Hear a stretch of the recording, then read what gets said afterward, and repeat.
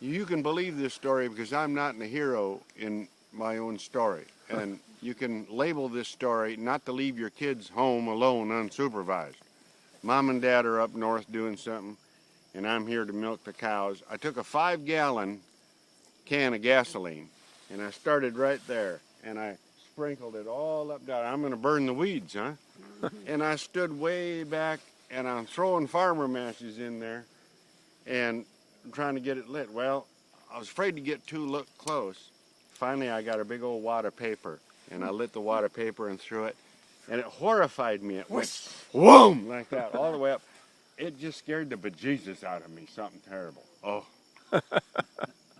Fritz, I can remember you and I and Jerry, we used to be on that end, and we would cut grass, and we were making hay. We had something rigged up, and we had a line where we could make the hay move across the line, and yeah, that was good times we had here. For 18 years of my life, I lived here. A lot of good memories. Lots of good memories. Good parents. We're very happy we had such good parents. Why? What made them special? Well, the special part is that they brought us to believe in God. That was the most special. And we just all loved each other, and we were just one happy family. Great. I'll tell you a story about my mom, what made my mom and dad special. Jeannie and I took Mom to see the movie Dr. Zhivago, probably in 1972, something like that. And we got in the car on the way back from the movie, and Jeannie asked her what she thought about that movie. And she said, well, I didn't think much of it. It looked like glorified adultery to me. Yeah. But, you know, I appreciate that now, you know. And it really was. It was glorified adultery. Rick, one of the things I'd like to say about our dad, Catherine was saying what she appreciated about him. I don't think that he ever spanked me because he didn't have to spank me. His voice. All he had to do was use his voice. Mm-hmm. And I knew what kind of behavior was accepted and what wasn't accepted. And so I stayed in compliance. You know, one of the things that struck me is I've never really heard of you siblings really squabbling with each other.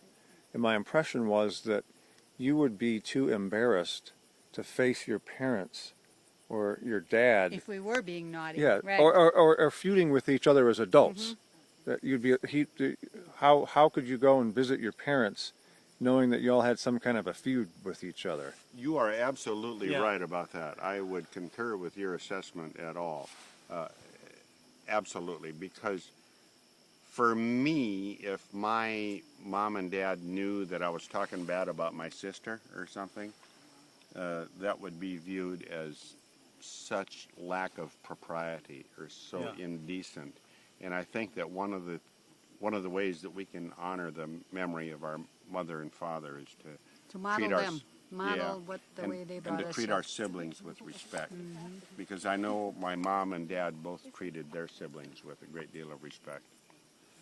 Yeah, I never heard either our mother or father speak ill of anyone else in the family, any of their relatives. If you don't have anything good to say about somebody, don't say anything. Is that it?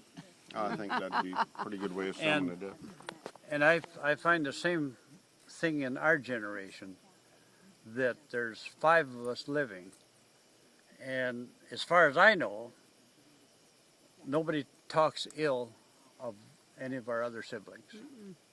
You tease me once in a while, but I forgive you for that. You know. And you don't talk politics with each other. No, we know better than that.